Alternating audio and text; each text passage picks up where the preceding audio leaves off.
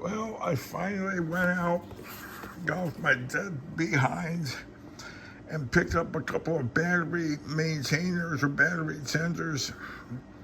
They're also capable of acting as very low amperage chargers.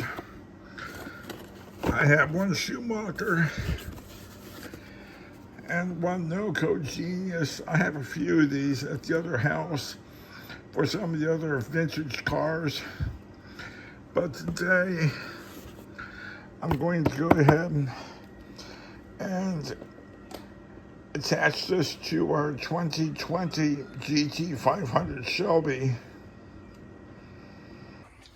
The battery on our 2020 Shelby GT500 has a cover plate that goes on top of it, which covers the battery terminals. And the reason that's important is during winter hibernation, when we are needing to put a battery tender on the battery, that means I've got to raise the hood and then remove this cover plate so I can clip this onto the battery. But there's a better way.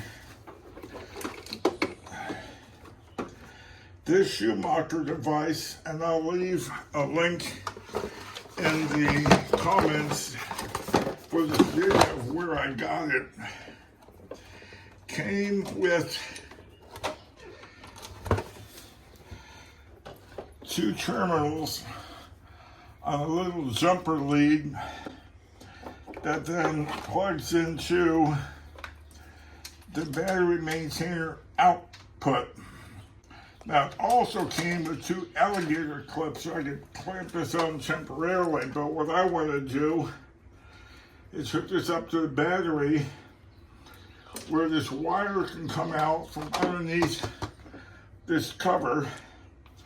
When we're not using the battery tender, I can go ahead and put this little cover piece on the terminal end, and when we're ready to plug it in, I take the little cap off.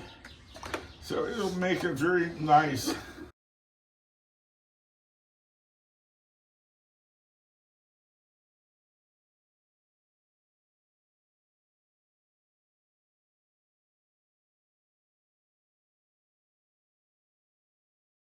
The other issue, taking this thing off, these little clips constantly are breaking. You know, we have little push clips, and Linda's right. They're a two-piece unit, and the outer shell often doesn't separate from the inner stem like it should. And when they do come out, boom, they're gone, they're missing. So I picked up a pack of these things, so I have some on hand.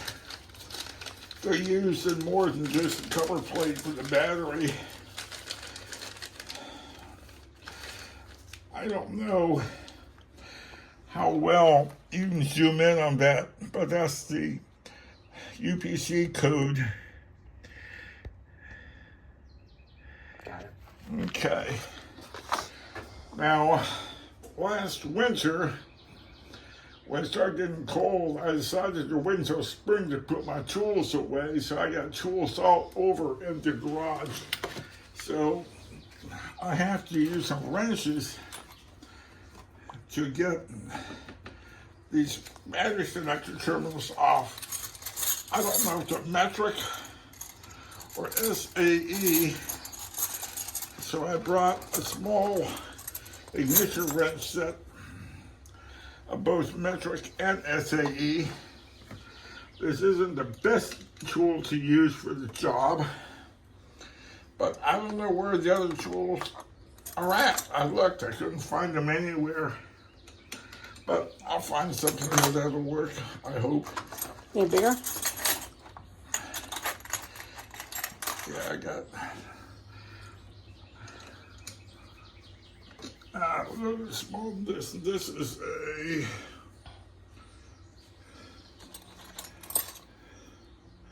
11 millimeters. I need 10.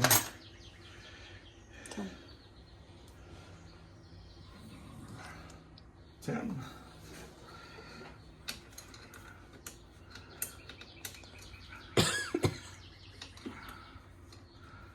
More correct. Oh, there we go.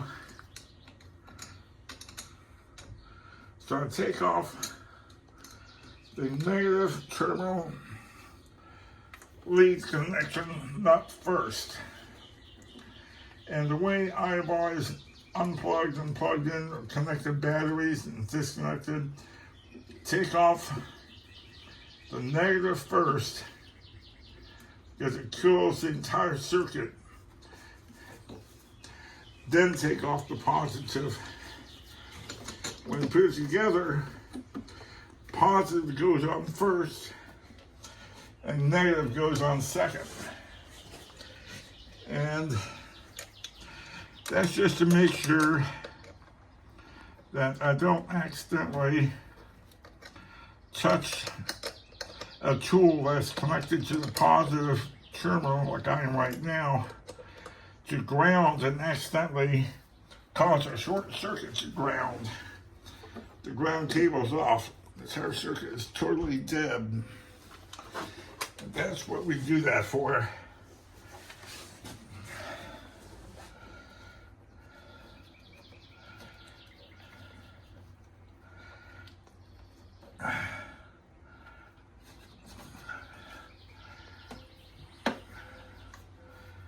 That was giving me problems.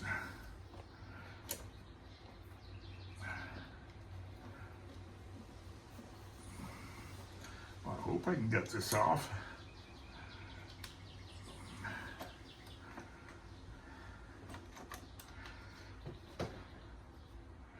And back on. It's so rare on these nuts to get hard to take off at the very end. So I'm not sure why it's doing that, but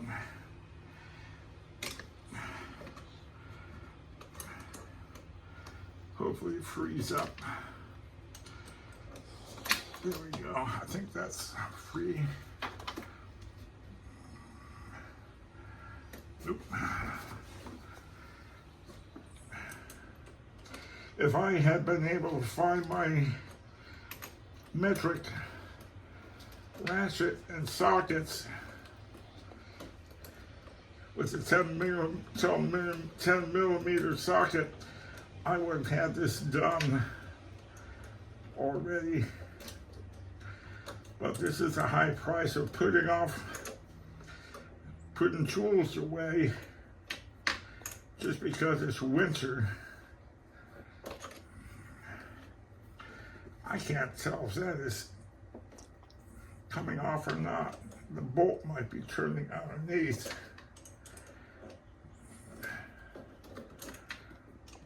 Maybe not. I'll keep trying here. Such tight quarters. And this little red plastic cover, terminal cover, isn't helping any.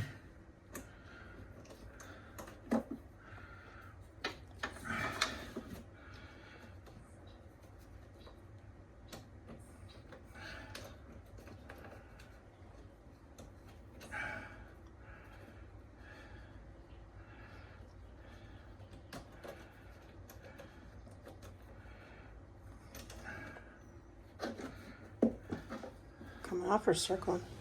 I think the bolt plate piece is circling. I'm not sure. There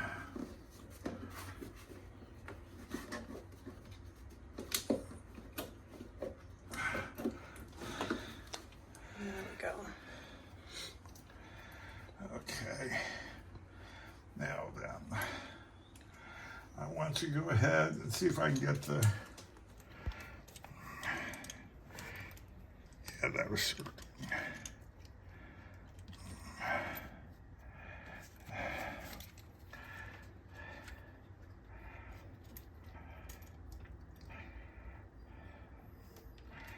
Oh darn.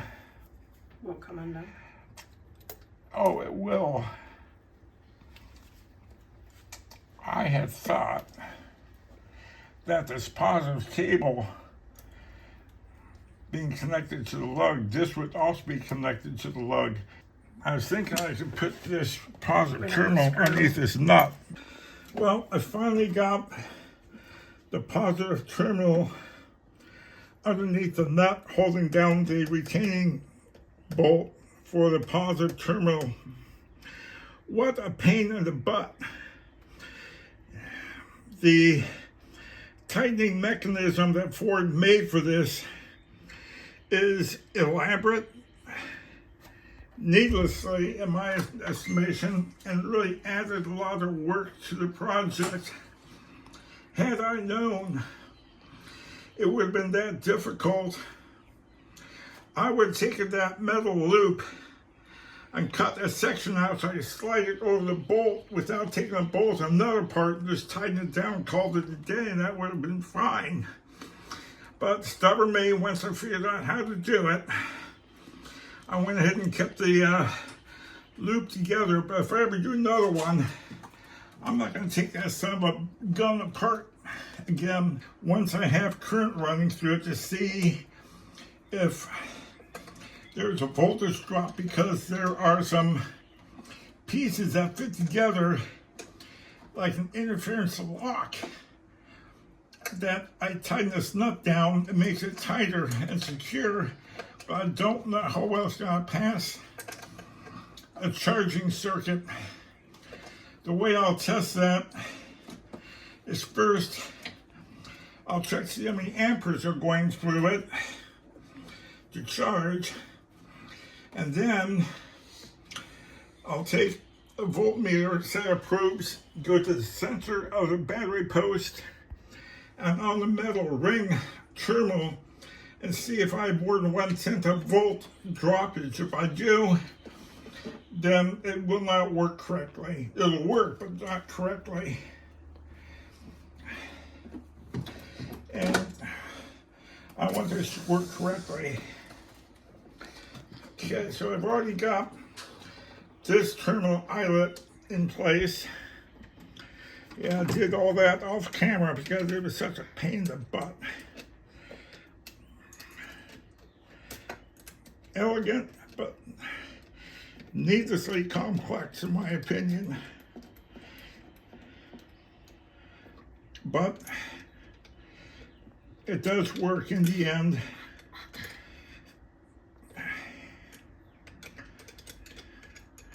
So there's that. Okay, these little tightening nuts don't have to be tight, super tight, snug, so I can't move the terminals around. Okay, so now what I'll do is I'll start with the amp clamp. It says my low setting for amperage. Zero it out. Okay, I set this for a lead acid battery, which is what these are.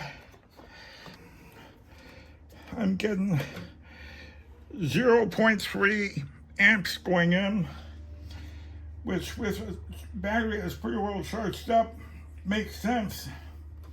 Now, if I were to unplug the clamps, it drops to 0. Now I'll plug it back in. So it's doing a very slow charge because it's very charged up battery. 90% charge is saying now. So what I'll do to test for voltage drop between the center of the battery post and this little terminal that I hooked up the positive lead for the charger, see how many volts are coming through there. It should be 1/10 of a volt at maximum.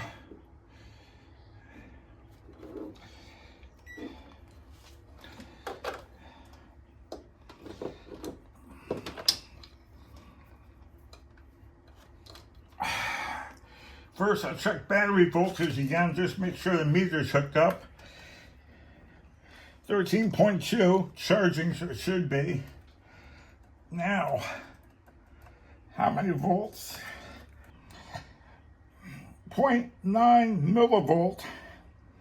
Voltage drop, that is fine. The charger is now hooked up and working. Wonderful. So that's good. Now I'll just go ahead and put things away. Put this beauty cover back on, cover the battery. Put the tools away.